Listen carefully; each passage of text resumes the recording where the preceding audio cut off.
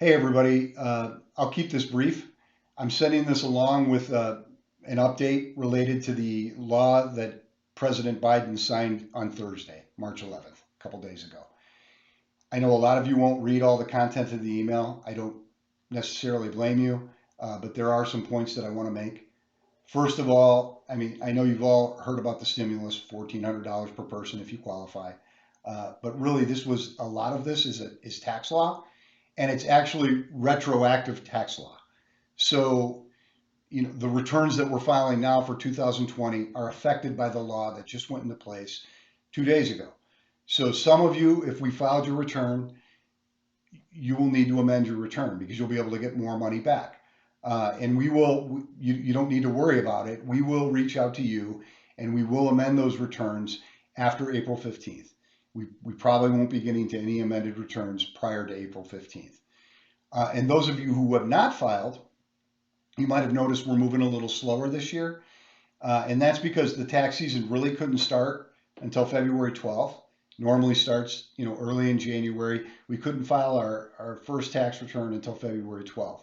And even then, there was a lot of returns that we couldn't file, and we still couldn't file. When this new law came in, they were still retooling for the new law that already existed when the tax season started. So the IRS is moving slow, and we are moving slow as well because of that. There's some of you that are not going to be able to file until they, fix their schema. And if you got unemployment, if you get your insurance on the exchange, those are a couple of examples.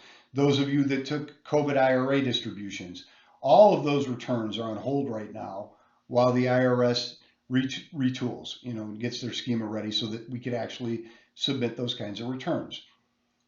Others of you are going to want to intentionally delay the filing of your return. There's a lot of good stuff in this law in terms of, our ability to use strategy to improve the outcome. So, for example, the stimulus, which most of you have probably heard about, it's cut off at lower income levels. It's $1,400 per head, and that's everybody in your household, you, your spouse, and your children, including your children in college, if you qualify.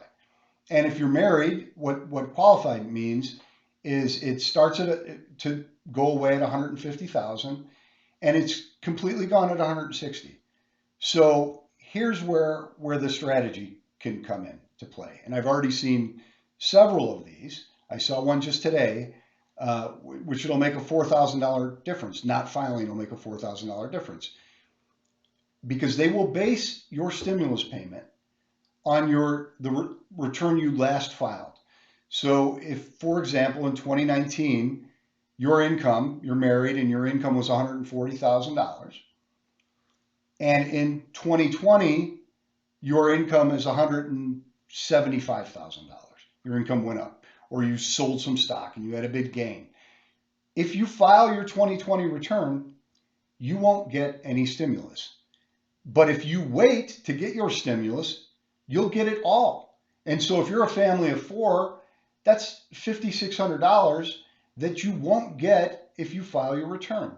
So there are a lot of returns where we are going to intentionally delay the filing of the return. There's complexity with that.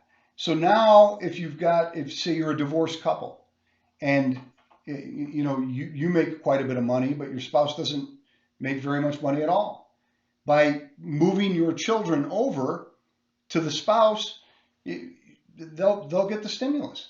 So there's a lot of complexity that was added with this act. So in some cases we're moving slower just because that's the circumstances. And in other cases it's because we're being very deliberate. We're slowing things down deliberately because we don't want to miss opportunities. These are big opportunities. I've seen many returns. The one I just looked at earlier today, it's a $4,000 difference, and all they have to do is not file. So we are going to be moving a little bit slower. That said, there are going to be some of you who we are going to want to hurry up and file. Because if your income was $160,000 last year, but this year, because maybe you got laid off or whatever, your income's only $110,000. If we hurry up and file, you're going to get your stimulus money now instead of later. You will get it later when you file the return if you're entitled to it, but you probably rather have it now. So some people, where we can file, we're going to want to hurry up and file. So there's a lot of complications here. And we have listed all the major changes in the act in the email. But if you don't want to read it, of course, talk to your tax professional here, and we'll move as fast as we can. We really appreciate you guys. We appreciate your patience this year. It has been a really an unprecedented year. And so thanks again for your patience. We appreciate you. We appreciate your business. Thank you.